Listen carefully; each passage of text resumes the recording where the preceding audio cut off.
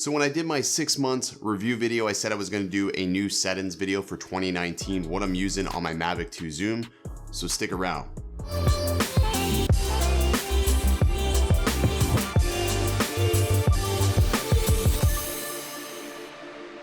What's up and welcome back everybody. My name is Original Dobo. For those of you who are new on my channel, don't know who I am, I do drone and tech related content. So if that's at all interesting, you may want to hit that subscribe button before you leave this video. Today we're talking about my favorite settings for 2019 for the Mavic 2 Zoom. I did a video last year on... Thank you.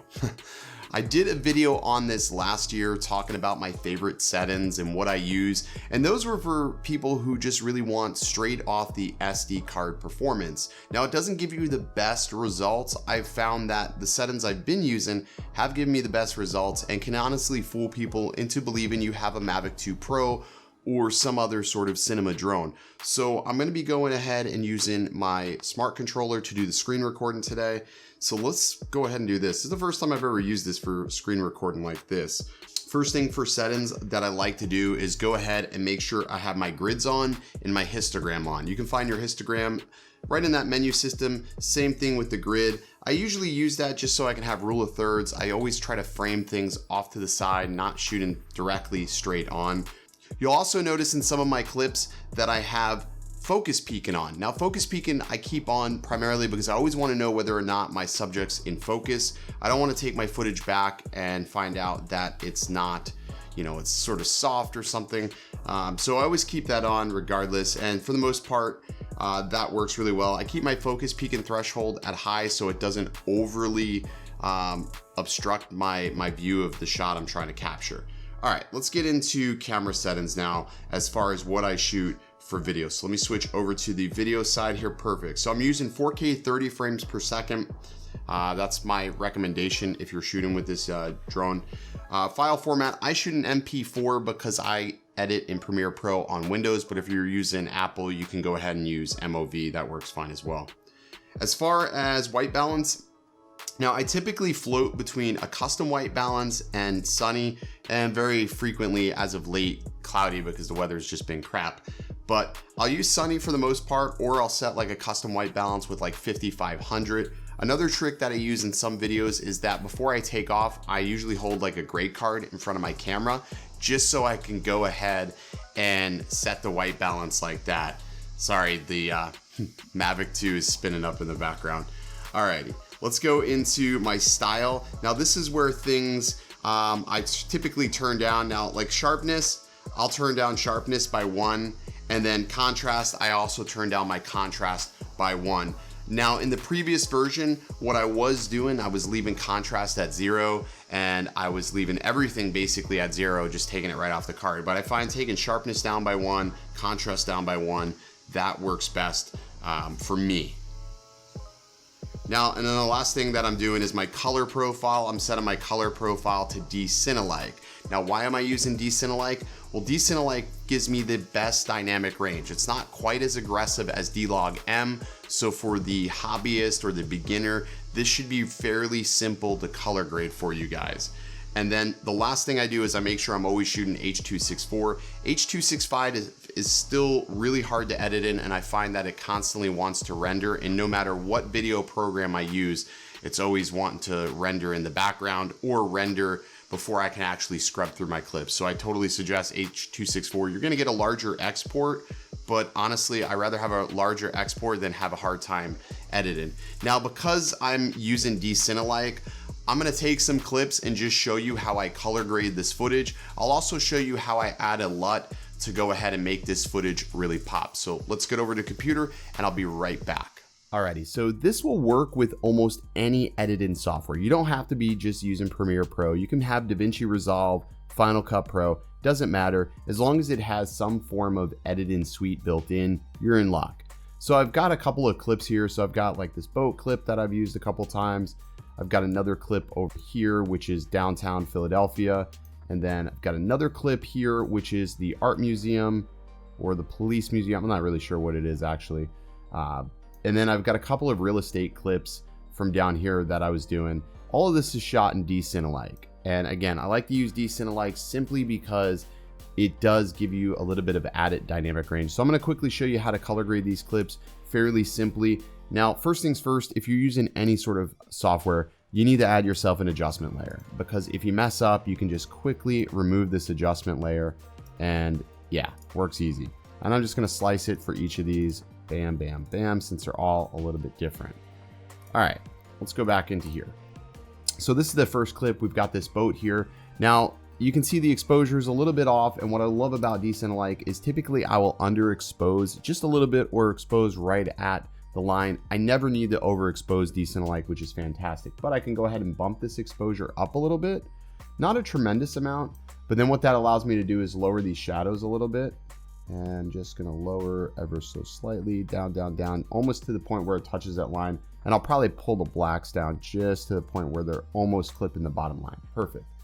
And we can already see we're making an impact there. Next thing I'm gonna do is I'm gonna bump this contrast up in post. Whoa, not 100. Let's bump it up 20 in post. That makes a big difference. Now there's some white objects here. So what I like to do typically is take my little eyedropper and find something white, like on the boat. That's a little bit too cool. Or like on this building, that's a little too warm. Let's fill up that stack there, and I can always bring it up just a little bit. So I'm just adding a little bit there, trying to get the white balance true to form, which I think that looks really good. Saturation, I go very liberally with the saturation, and about a 130. I don't want it to be overdone with saturation, so I think that looks really decent. You can see it's already made a drastic improvement. We got some decent dynamic range. Want to go a little bit further, let's add some S-curves. So S-curves are an easy way to give your footage a nice little pop. First thing I always do is hit the center point here, pop it just a little bit. You can see it just increased the brightness. I'm going to come down just below that grid point and pull my shadows down just to give it a little bit of contrast there. And then depending on what the sky's looking like, you can either pop these higher or bring them down lower. So I think that looks pretty good like that. I think that looks good.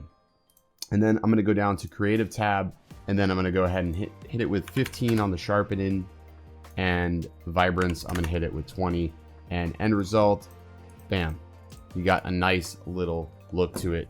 Now vice versa, we could add a LUT to this if we wanted to, but I think this footage looks pretty good like that. Let's go over to this clip here. So this clip here has got a lot of dynamic range, a lot of contrast in the sky, but the foreground's a little mush. So we're gonna need to bring this up. Let's go ahead and head over here. First thing I'm gonna do is bump this exposure up just a little bit. Now I am clipping a little bit here, you can see, and that's probably mostly to the left. This building right here, you can see that bright spot on the building. That's what's causing the clipping, but that's fine. I can bring that white down just a little bit, just to 86 that, and that's fine.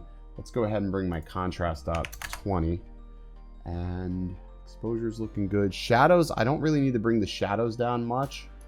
And let's bring the saturation up, which that's pretty saturated. White balance, again, I could probably find something white to bring it down to. You know, again, grab your eyedropper, find something, but you can see what can happen if you grab the wrong thing. You're gonna basically hose your white balance. So I want it cooler, so I'm just gonna bring this down just a little bit, just to make it a little less warm. The sun was right behind me in this clip, so it was facing the city, so it was really giving it like a very golden look, which not a huge fan of that right here in this particular fashion, but honestly, I'm thinking this looks pretty good. I can probably bring my exposure up a little bit more even, and that way I can bring my shadows down a little bit. There we go. That actually is not bad. Bring my highlights down just a tad there. Perfect. And that's gonna, again, sun's beaming right off that. Go to the curves tab. Let's go ahead and bump this up in the center here. Perfect. And let's give it a little bit of contrast downwards. There we go. You can already see like we're getting a really nice look. Subtle S curves are the best way to go. If I pop this up, I can really push the sky, but I don't want to push it that far. I want to push it like right about, that's probably even extreme, so I'll probably need to lower this just very subtly. There it is. And one last thing, let's go into creative, and let's go ahead and vibrance. Again, 20 on the vibrance is what I do, and then sharpen, I'm hitting it with 15 on the zoom, and that doesn't look too bad actually. I actually sort of like that. Let's go back and look at that. Yeah, and again, once that renders all out, I'll play these clips at the end of the video so you guys can see them all, but I like that. That actually looks good. Let's go off to here. All right, so this is another one, sort of a really mush clip, but let's go ahead and see what we got. I usually scrub through these clips too, try to find a point where I want it to make like my hero point in the clip, and that's gonna be my hero point. Again, I can go ahead and raise my exposure if I'm not happy with it. D-Cinelike lets you do that. That's totally fine. Drop my shadows, and I'm not gonna get noise in these shadows either, so I'm gonna bring these way down. Yeah, probably not too far because I don't want to crush everything down.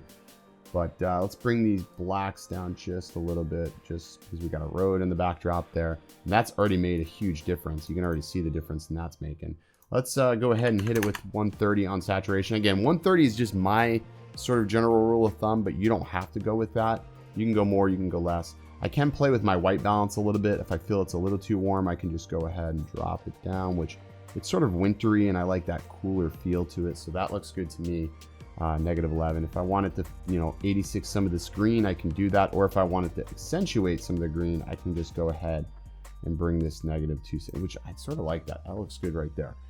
All right, next thing I'm gonna do is head in my curves tab. Curves, I'm gonna pop this with just some contrast here.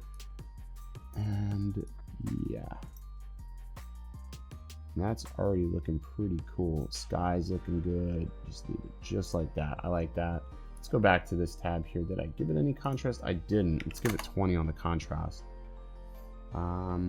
Yeah, I think that looks pretty good actually. Big difference. Let's go to creative tab. Let's go to vibrance. 20 on the vibrance, 15 on my sharpening. You sort of see the trend here. And actually, I want to toy with that curve a little bit. I'm just not wanting it so dramatic in the shadows, and I want it a little bit less bright. There it is. All right, so that looks good. Toggle back and forth. Looks pretty good. All right, let's go over to a real estate clip. This was shot here in Florida. Obviously, you can see Brooksville, Florida. Represent. All right, let's go ahead and clean this one up. Got a lot of great dynamic range in this clip, so this is going to be a really easy one to color grade. And as long as you're always shooting to edit, you're never going to have an issue. I'm going to go ahead and drop the shadows down a little bit, raise my exposure just a tad. Just want to raise this up just a little bit, and you can do that. And then I'm going to drop my highlights a little bit along with my whites, because that's a big white object there. You can sort of see it, boom, right there.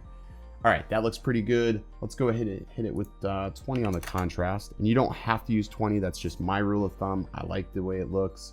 So again, to each their own. 130, bam, the sky's looking nice and natural. Again, that's what we want. Nice, natural, cinematic footage.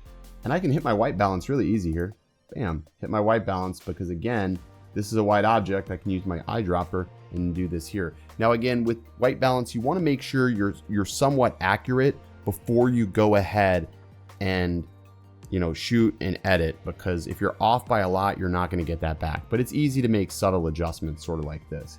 Next thing I'm gonna do is go ahead and give it a little bit of contrast, probably not so much there, but I'm gonna pop it down in the shadows, give it a little bit of contrast, and then a little bit here. I can really expand that dynamic range. You can see, don't push it too far, you'll start banding, but that looks excellent, I think. Let's play that back for the heck of it here. And again, I'm gonna play this all back at the end, but on, off, you can get the idea. Really easy to complement your footage like this. This is not hard to do.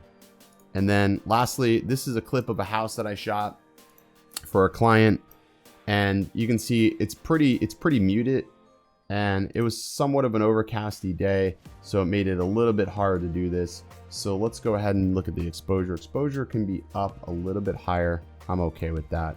I can bring my shadows down just a little bit, and let's add some contrast to this clip. I think it needs it. I'm going to start off by adding a little bit of saturation because it is so muted. I can see it's coming to life a little bit here.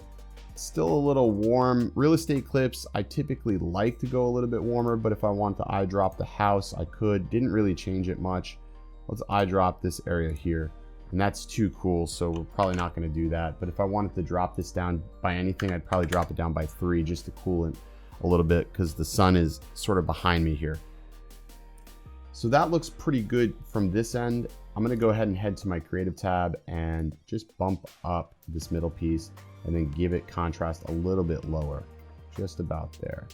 Again, really watching that I'm not clipping anything.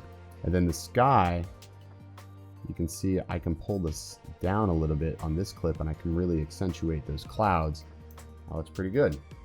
And then let's go ahead and go into creative, and let's go ahead and sharpen this with 15, and then vibrance, I'm gonna go ahead and hit it with 20. And I mean, it's a real subtle change, but if I wanted to, I can also push the shadow tints as well. Like if I want to give it like a more of an orangey shadow, I can go ahead and do that, which could give it a decent look.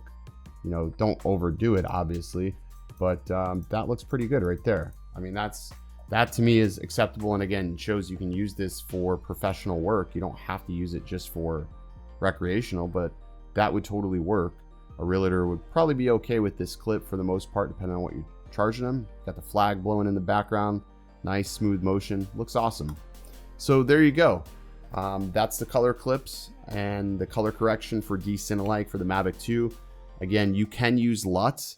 Although I just find that it's going to be best just to color correct yourself. You're always going to get the look you want versus relying on somebody else's look. But if you're going to use anybody's LUTs, I highly suggest that you look into Daniel Schiffer's LUTs. His LUTs are amazing. I use them all the time. And just to give you an idea here, on this clip here, this boat clip, I'm going to remove this here. And let's just go ahead and I'm going to apply a LUT directly to this clip. And I usually always load it into creative, but I'm going to use one of my favorite LUTs from Mr. Schiffer here. So let me go ahead and load that up here. Gosh, I've got so much here. Let's look, LUTs. There it is. Let's go ahead, Daniel Schiffer. And then I'm going to go ahead and use probably my favorite LUT, which is Chopper, which I think that's great, but we got to dial it back. And to make it really cinematic, go ahead and add 40. And then there's just minimal things you have to do. When this is all said and done, like up the exposure just a little bit, lower your shadows, and you can see you can get a really cinematic look right out of these LUTs. Bump your saturation, not that much obviously. You can probably even go a little bit more, 140 if you're looking for a more dramatic look, but that was pretty quick. And that's using Daniel Schiffer's Chopper LUT. Again, it's one of my favorite LUTs. Really looks great on drone footage for some reason. And yeah, all right, let me get back over to the studio. Okay, so there it is. Those are my favorite settings. That is how I'm getting my footage to look the way it is. If you guys found this useful, definitely drop it a like and comment below if you want to see me do more tutorials on how I get footage the way I do. But I find that these settings work really well. Don't be intimidated at the fact that you have to do a little bit of color grading. It's honestly not that hard to do, and your footage is going to look so much better when you do it. Anyways, that's gonna do it for today's video. Hope you enjoyed. As always, guys, stay original. Better shut this Mavic up.